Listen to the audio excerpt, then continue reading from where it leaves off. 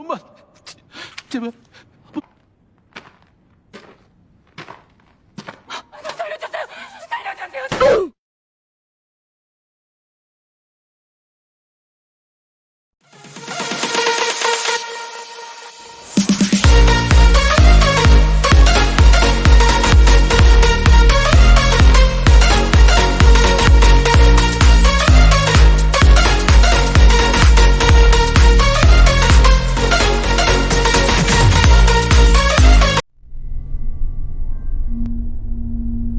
Episode 3 film Squid Games ini dimulai dengan detektif Jung Woo yang sedang mengikuti para staf yang membawa para peserta ke suatu pelabuhan. Ia akhirnya memarkirkan mobilnya. Ia pun nge-WA ke polisian untuk ngabarin kalau dirinya gak akan dulu bisa masuk untuk bertugas. Jung Woo melihat rombongan mobil itu dan akhirnya ia memutuskan untuk mengikuti mereka. Dengan keahlian sebagai detektif, Jung Woo menyelinap ke bawah mobil dan ikut masuk ke dalam kapal itu dan film pun dimulai.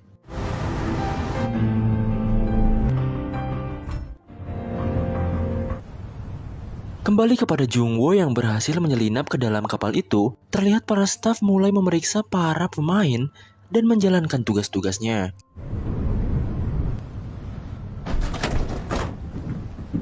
Para staf itu pun mendeteksi para peserta dengan detektor satu-satu, gunanya untuk mengambil data diri dari mereka. Dan Jung Woo akhirnya pura-pura pingsan saat staf itu memeriksa peserta satu persatu.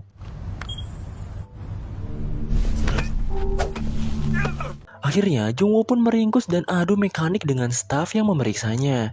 Beruntung, ia bisa membuat staf itu tak berdaya. Jung Woo pun menyamar menggunakan kostum staf itu. Ia juga membuang salah satu staf yang ia ringkus tadi ke tengah-tengah lautan. Saat Jung Woo membuangnya ke laut, ia hampir ketahuan oleh staf yang lainnya. Dan ia pun beralasan mabuk lautan.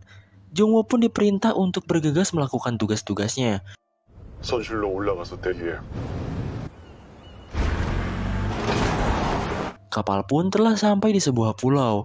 Para mobil pengangkut peserta juga mulai OTW ke tempat permainan. Di sini kita diperlihatkan, semua peserta dibawa ke sebuah ruangan yang sangat besar. Di sana, para staf mengganti pakaian pemain, menyita semua barang yang dibawa oleh para peserta. Sae-byok yang sedari tadi cuma pura-pura pingsan menggunakan keahliannya yaitu mencopet. Ia mengambil pisau atau cutter yang ada di saku para staf. Kita diperlihatkan Gi-hun yang membangunkan si kakek. Awalnya, Gi-hun ngira kalau si kakek ini udah tewas.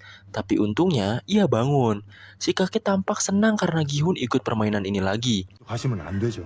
들어왔네요. Perempuan yang di episode kemarin nangis pengen balik pun kembali lagi untuk bermain. Bahkan sahabat masa kecil Gi-hun juga hadir lagi yaitu Sang-woo.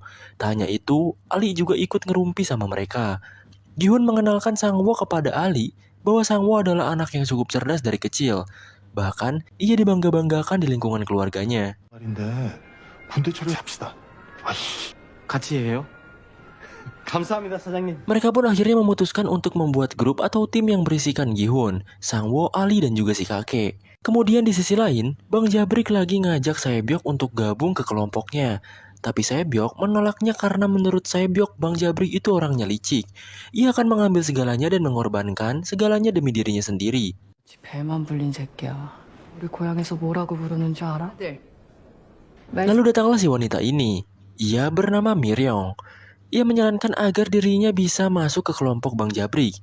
Tapi karena Bang Jabrik sok jago gitu kan, ia pun mengabaikannya. Terlihat Sae-byok melihat ke arah atap. Ia sepertinya memikirkan sesuatu. Di sisi lain, seorang staf pun mengonfirmasi kepada frontman bahwa dari 201 pemain, 187 orang ikut kembali lagi, dan sisanya gak mau balik lagi. Frontman memerintahkan agar terus mengawasi orang-orang yang tidak kembali. 도시락 드셨어요? 그냥 차네 밥이. Tim Gi-hun pun diberikan nasi kotak satu persatu. Mereka berempat pun saling bercanda satu sama lain. 뜨거워져가지고 막 옛날. Akhirnya, Gi-hun memulai ke topik selanjutnya. Ia bertanya kira-kira untuk tantangan permainan apa yang akan dimainkan selanjutnya. Menurut Gi-hun, yang jelas permainan selanjutnya pasti permainan anak-anak tradisional Korea.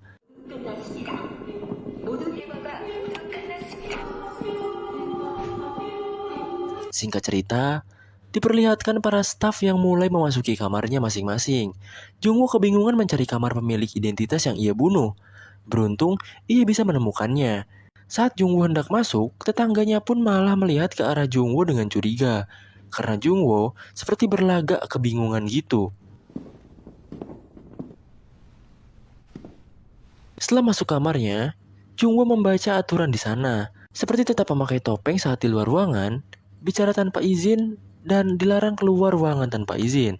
Di ruangan yang kecil itu juga ada CCTV.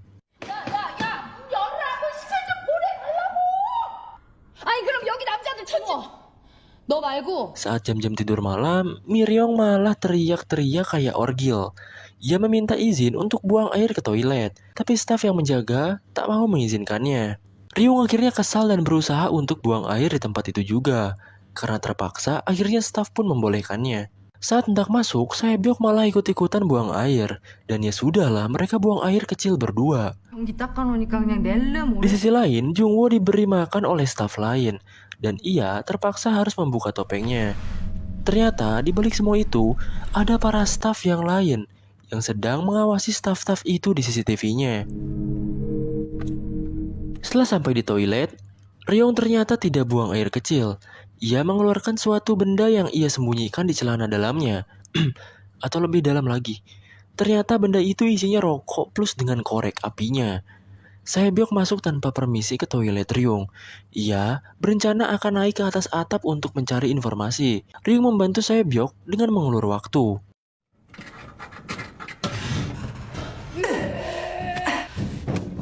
Di atap, ia melihat para staf yang sedang memasak. Ternyata mereka sedang melelehkan banyak gula.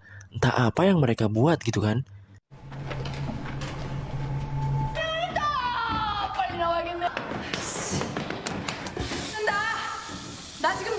Ryung pura-pura sembelit, tapi karena sudah melewati batas waktu, staf itu pun masuk dengan paksa dan membuka toilet Ryung.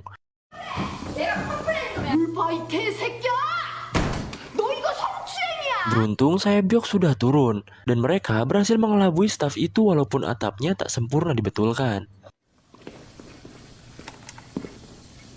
Di sisi lain, Jungwoo yang hendak tidur akhirnya mulai menulis pesan terlebih dahulu. Pesan itu berisi Jungwoo yang sedang berada di suatu tempat rahasia, dan ia harus masuk ke dalam selimut agar CCTV itu tidak merekamnya. 그리고 가면들. Di sisi lain, Sae-byok dan Ryung sudah balik ke kasurnya, sambil Ryung bertanya-tanya dengan cerewet kepada Sae-byok, dan pembicaraan mereka pun terdengar oleh Sang-woo. Ketika pagi sudah tiba, para pemain pun diberikan makanan mereka masing-masing. Ryung terus-terusan bertanya soal apa yang Sae-byok lihat semalam. Sae-byok hanya menjawab bahwa ia hanya mencium aroma gula. Jungwoo tampak sedang bersiap-siap untuk menyamar kembali. Ia pun keluar dan berbaris dengan staf lain. Lalu Jungwoo pun mengikuti mereka semua. Terlihat para staf sedang membagi-bagikan dana bansos, maksudnya sarapan untuk pemain. Gi-hun meminta untuk susunya itu diganti jadi energen, karena Gi-hun tak suka susu putih. Karena dicuekin sama stafnya, Gi-hun pun memberikan susunya kepada Ali. 정말요? 이것도 마셔. 사장님. Peringatan pun mulai terdengar bahwa permainan kedua pun akan dimulai. Sang-woo yang semalam mendengar bisik-bisik Ryong bertanya soal informasi yang Sae-byok dapatkan. Sae-byok hanya menjawab aroma gula itu. Para pemain pun ditempatkan di sebuah lapangan bermain anak-anak. Tempat ini sangat berbeda dengan permainan pertama. 뺑뺑이에서 오라버티게. Sang-woo mulai menganalisis dengan pikirannya perihal yang dikatakan Sae-byok. Ia akhirnya mengingat-ingat masa lalunya. Di ingatannya itu, ia melihat anak-anak yang sedang membeli permen gula. 어떻게 할까? Para staf pun memerintah para pemain untuk memilih di antara keempat gambar itu. Lingkaran, segitiga, bintang, dan payung. Sang-woo menyarankan mereka berempat untuk berpencar. Ali memilih bulat. Sangwo memilih segitiga, Gi-hun memilih payung, dan si kakek memilih bintang. 모여서 작전 짜고. 기훈이 형. Lalu para peserta pun diberikan wadah satu persatu, dan setelah dibuka, 그럼이?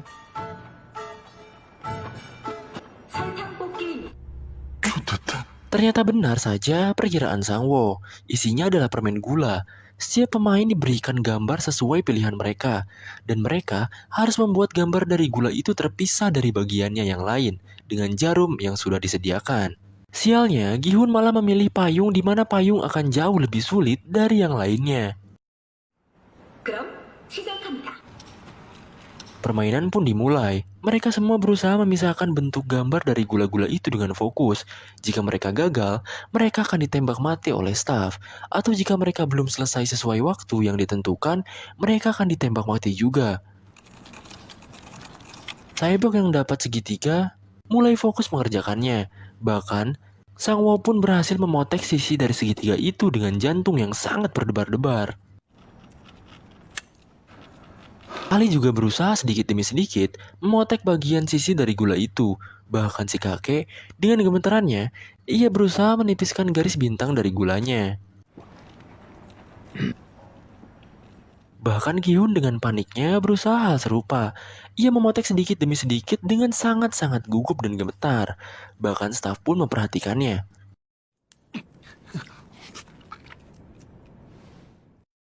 Salah satu peserta pun malah membuat gagang payung dari gulanya itu patah. Dan alhasil, 또. ia pun tewas.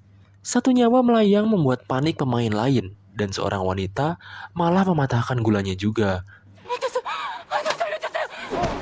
Beberapa pemain pun mulai tereliminasi. Terlihat waktu menunjukkan 7 menitan lagi. Tembak-menembak terus terjadi selama peserta gagal memisahkan bentuk gulanya itu. Ryung yang memilih posisi di bawah perosotan bermain dengan licik. Ia membakar ujung jarumnya dan mengerik garis bintang di gulanya itu. Sedikit demi sedikit merasa lebih nyantuy karena bermain licik tentunya.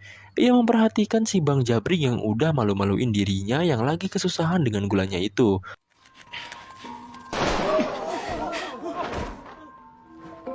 Pria berkacamata pun berhasil memotek bagian terakhir gulanya itu, dan ia lolos di permainan kedua ini, diikuti oleh Saebyok yang sukses juga.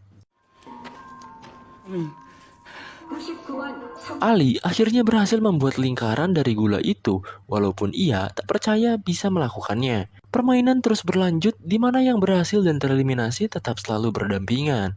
Di sisi lain, Jungwo yang sedang menyamar dideteksi oleh staf lain. Staf itu menanyakan apa tugas Jungwo. Jungwo bingung mau jawab apa gitu kan. Akhirnya staf itu pun menegaskan kalau Jungwo bertugas membersihkan mayat setelah permainan.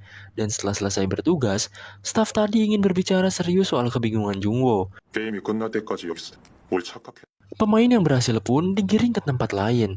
Sedangkan karakter utama kita yaitu Gi-hun sedang bersusah payah memotek-motek garis payung dari gulanya itu. Waktu menunjukkan 3 menit, membuat Gi-hun semakin panik dan panik kalang kabut sampai bulu bool merinding. Sehingga ia pun mengeluarkan keringat di mana keringat itu menetes ke gula yang ia pegang. Ia pun sadar bahwa gula jika terkena air akan larut, bahkan gula yang sudah beku seperti permen ini akan mudah menipis karena air. Uniknya lagi, garis payung di gula itu pun lebih tebal dari sisi gula yang lainnya. Sehingga Gi-hun pun menjelati gula itu agar mempercepat penipisan. Ryung tampaknya cukup berhasil dan membuat bintang sempurna dengan api dan kecurangan yang ia lakukan. Ia dengan santai menyerahkan hasilnya itu kepada staf dan memakan hasilnya itu dengan santuy. Bang Jabrik yang lagi panik-paniknya malah melihat korek api Ryung jatuh di sisinya. Ryung memberi kode untuk menggunakan korek itu, dan Bang Jabrik langsung memungutnya dan menggunakan korek itu seperti Ryung.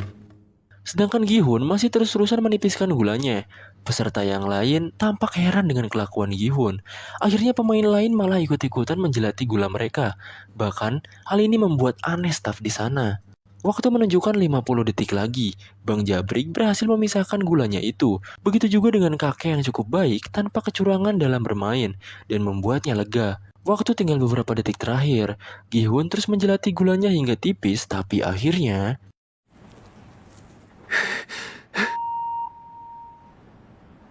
ia jadi pemain terakhir yang lolos. Salah satu pemain sangat-sangat panik. Waktu sudah habis, dan ia menutup hasil karyanya itu. Staf meminta membuka tangannya, dan ternyata gambar yang ia buat patah. Saat hendak membunuh peserta itu langsung menusuk wajah staf dengan jarum dan mengambil pistol staf itu. Ia pun menembak staf yang lain dan membuat staf itu jadi tawanan. Hal ini membuat frontman harus turun tangan. Orang-orang yang tidak tepat waktu pun langsung ditembaki oleh para staf dan membuat panik orang-orang di luar. Para staf pun mengarah ke pria ini. Pria ini menodongkan dan memerintah staf yang ia tawan membuka topengnya agar pria itu bisa melihat wajahnya. Staf itu pun membuka topengnya dan melihat ke arah pria itu. Tampak pria itu kaget karena staf itu adalah pria muda. Setelah melihat wajahnya, pria itu pun menembak kepalanya sendiri dan tewas. Frontman yang turun ke lapangan langsung menembak staf yang membuka topengnya sendiri. Frontman menjelaskan jika para peserta tahu wajah kalian, kalian akan mati. Jungwoo pun mengambil topeng dari staf yang sudah tewas. Topeng itu memiliki gambar kotak, sedangkan yang dipakai oleh Gi-hun saat ini adalah bulat. Dan episode 3 pun berakhir. Apakah Jungwoo akan ketahuan menyamar oleh atasan staf di sana? Permainan apa lagi yang akan mereka lakukan? Dan siapa yang akan menjadi pemenang? Akankah Gi-hun mati, si kakek yang mati, atau malah Sang-woo yang dengan kecerdasannya yang menang? Kita lanjut ke episode 4.